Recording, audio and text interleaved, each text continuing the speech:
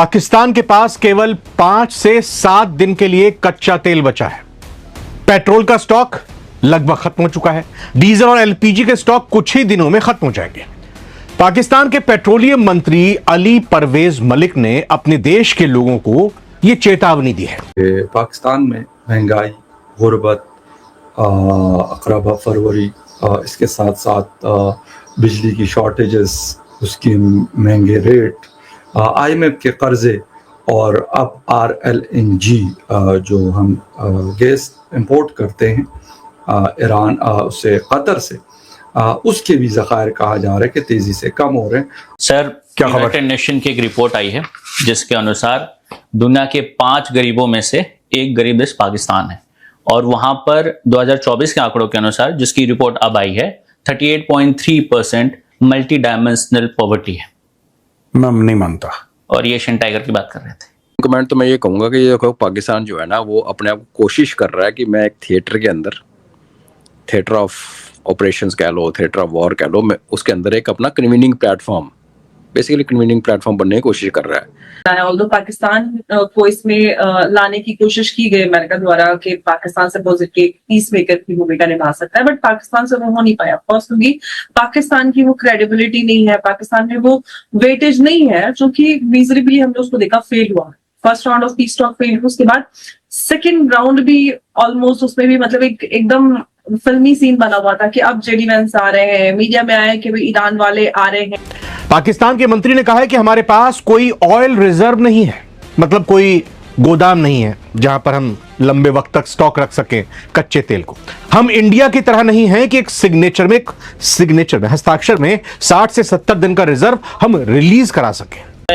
साथियों, फाइनली अब पाकिस्तान की सरकार ने ये मान लिया है कि इनकी दशा एक कंगाल के जैसा हो गया है, क्योंकि इनके पास जो तेल का जो भंडार है वो लगभग अब समाप्त होने पर आ गया है, और 5-10 दिन में पाकिस्तान के यहाँ जो सारी व्यवस्था है, व्यापार, वो लगभग ठप हो सकता है। क्योंकि जाहिर सी बात है, जब पेट्रोल ही नहीं होगा तो गाड़ियों का आवागमन कैसे होगा, और इसके कारण जो है पाकिस्तान की सरकार काफ़ी चिंता में है।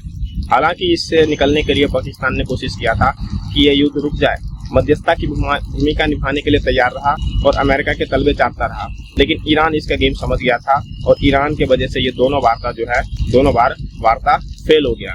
और अब पाकिस्तान जो है वो चुप है, क्योंकि अभी इनके पास इन संकटों के अलावा उधर अफगानिस्तान के साथ भी झड़प करनी पड़ रही है, इधर पीछे इनके खुद के देश में बलूचिस्तान BLA ने इनको तंग करके रखा है, और अभी भारत ने इस बेहद गर्मी में इनके पानी को जो है लगभग रोक सा दिया है, और इनके पानी पर भारत अपना जो है इस तरीके से कंट्रोल कर रहा है, क्योंकि ये पानी जो है भारत के ओर से ही जाता है। और भारत में इन्होंने जब से पहलगाम टेरर अटैक किया था, उसके बाद से भारत ने इनको औकात दिखाना शुरू कर दिया। लेकिन जाहिर सी बात है कि पाकिस्तान को इसके बाद अब इतने सारे संकट का सामना करना पड़ रहा है, और इस समय इसको ये पता चल गया है कि जिसको ये अपना बाप समझता था, चाहे वो अमेरिका हो या चाइना हो या कोई दूसरा कंट्री, अब इनके साथ जो है वो आने वाला नहीं है। चाइना ने पहले से ही इनको बहुत सारे कर्ज दे रखा है, अब ये उस कर्ज को कितने दिनों तक रखेगा, और हद से ज़्यादा कर्ज देने के बाद चाइना को भी रुकना ही पड़ गया। और इनके जो खाड़ी देश है, हालांकि सब इस्लामिक है, उसके बावजूद पाकिस्तान इतना घटिया रवैया करता है इनके साथ, जिसके कारण ये भी तंग आ गए हैं। इन्होंने भी इनको भर के कर्जा दे रखा है, अब वो भी कह रहे हैं कि भाई हमारा कर्जा किसी तरीके से वापस दो, और अगर वापस करने में डिले कर रहे हो तो कम से कम हम और कर्जा तो तुम्हें नहीं दे पाएंगे। यानी कि कंगाली की दशा इस समय पाकिस्तान में हर तरफ से छाई हुई है, और एक बड़ी मुश्किल सूरत हाल का सामना करना पड़ रहा है। अच्छा, ये थोड़ा सा बात करेंगे बिल्कुल हम IMF के कर्जों की भी, क्योंकि नई खुशखबरी आने वाली है मई के फर्स्ट वीक में। उनके बोर्ड मीटिंग है, उसमें वो फैसला करेंगे कि क्या करना है। इसके साथ साथ जो बहुत सारे हमारे IPPs, इंडिपेंडेंट पावर प्रोड्यूसर्स लगाए गए हैं, मियां नवाज शरीफ साहब का कारनामा है ये, और वो अरबों डॉलर्स हमारे जेब से निकाल चुके और अभी निकाल रहे हैं। तो उसके मुताबिक सिलसिला जो है 5000 मेगावाट की कैपेसिटी, वैसे तो 41,000 मेगावाट सरकार कहती कि ये है, लेकिन हमारी 20 से 25,000 मेगावाट जो हमें चाहिए वो अवेलेबल नहीं है, बावजूद इसके कि इस वक्त महंगी तरीन बिजली पूरी दुनिया में हम खरीद रहे हैं। इसके साथ साथ ऑयल और गैस की अगर हम बात करें, वो भी हालात गंभीर हैं। अली परवेज मलिक साहब हैं, प्राइम मिनिस्टर के एडवाइजर हैं, मिनिस्टर हैं फेडरल, वो कहते हैं कि हमारे पास तो एक दिन के भी स्ट्रेटेजिक जो रिजर्वायर्स हैं वो हमारे पास नहीं है। ये फरमाना है उनका। ये हालत है हमारी इस वक्त 2024 में। पाकिस्तान बना 1947 में, 78 साल होने के बाद भी हम ये रोने रो रहे हैं। एक्चुअल है क्या और भुगत कौन रहा है? सबसे पहले बात करेंगे स्टेट बैंक ऑफ पाकिस्तान की उस रिपोर्ट के हवाले से जो उन्होंने जारी की है, और उसमें वो फरमाते हैं कि भाई महंगाई और गुर्बत में मजीद इजाफा होगा। अभी नहीं, मैं मानता ही नहीं पाकिस्तान, मैं मानता ही नहीं, मैं आई डोंट नहीं सर, यूएनडीपी की रिपोर्ट नहीं, ये हिंदुओं की साजिश है। तुम सब लोग बैठ के साजिश करते हो। सवेरे सवेरे जब मैं ऑफिस आया मैंने देखा 4 लोग ऐसे बैठ के कमरा अंधेरा करके साजिश कर रहे थे, बीच में एक मोमबत्ती जली थी। सर हमारे यहाँ लाइट रहती है। नहीं, तुम लोगों ने लाइट ऑफ करी थी और मोमबत्ती जला के तुम लोग साजिश कर रहे थे जानबूझ के, और 4-5 में 3 पंडित थे। हाँ तो मैं खुद ही तो ये जो है ये बहुत गलत चीज है। दिस इज वेरी रॉन्ग, गलत चीज है ये। एंड मैं मान ही नहीं यार, सुनो, यहां पे कई 100 अरब डॉलर की इन्वेस्टमेंट हो रही है पाकिस्तान में। यहां पे ट्रिलियंस ऑफ डॉलर्स के खजाने हैं जमीन के नीचे। ये मिट्टी बड़ी जरखेज है। ये क्या गया था इकबाल पाकिस्तान बनने से पहले निपट गया था, that's a separate thing, but ये मिट्टी बड़ी जरखेज है, कुछ XYZ। तो भैया मिट्टी तो जरखेज है उनकी, उपजाऊ मिट्टी है। तीसरी चीज है कि ये लोग देखो अमेरिका और ईरान की लड़ाई रुकवा रहे हैं। आप कैसे झूठी खबर दे रहे हो इस शो में? नहीं सर, झूठी नहीं है, मैं प्रूफ दिखाऊंगा, ये रिपोर्ट आई है। नहीं, हम नहीं मानते। ये ईसाइयों की, यहूदियों की और हिंदुओं की साजिश है।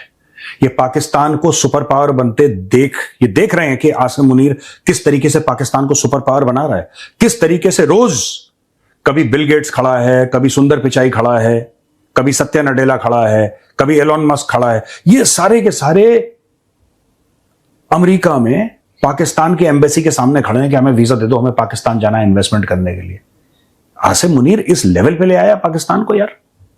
ठीक है, आपने देखा आईपीएल के स्टेडियम जो है खाली हैं। आईपीएल के मैचेस कोई नहीं देख रहा, सारे के सारे स्टेडियम खाली हैं। अभिषेक शर्मा को कोई बैटिंग आती है? Who is Abhishek Sharma? He does not know anything.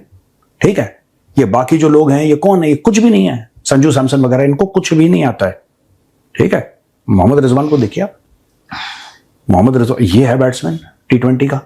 भाई आप लोग साजिशें ना करें। और मैं ये कहना चाहता हूं कि हिंदुओं की बहुत गंदी आदत है, ये पैसा देके रिपोर्ट, इनके पास थोड़ा बहुत पैसा आ गया, हिंदुओं के पास कहीं से आ गया थोड़ा सा। अब ये साजिशें करते हैं पाकिस्तान के खिलाफ, यूएन में करवा दिया, कोई आर्टिकल छपवा दिया, कुछ नहीं है। आप देखना, अगर उस आर्टिकल के अंदर जाओगे, उसका आईपी ट्रैक करोगे तो आपको पता लगेगा नोएडा से छपा है, कोई यूएन से नहीं। मैं नहीं मान रहा। नोएडा मतलब अभी भी आप कह रहे हैं कि हम लोगों ने किया है सुबह? तुम लोगों ने साजिश करी है पाकिस्तान के खिलाफ, क्योंकि तुम लोग जलते हो पाकिस्तान से। मैं तो तारीफ करता हूं रोज इस प्रोग्राम में पाकिस्तान की। और सर एक रिपोर्ट में देख रहा था कि हमारे यहाँ पे जो टिकटों की बिक्री है वो 100 रुपए टिकट है, इसलिए भीड़ होती है। हाँ, वहां पे उसी टिकट की कीमत इतनी ज्यादा है कि कुछ चुनिंदा लोग ही आ पाते हैं, 1 लाख समथिंग, तो इसलिए भीड़ सस्ता है। ये पाकिस्तान में बोल रहे हैं। हाँ, वो लोग कह रहे थे कि इसलिए यहाँ पे चुनिंदा लोग आते हैं। और जैसे वहाँ चीयर लीडर है, वहां पे बीच में जो ब्रेक हुआ उसमें ग्राउंड का चक्कर लगवाया एक बंदे से कि कितने मिनट में लगा सकता है।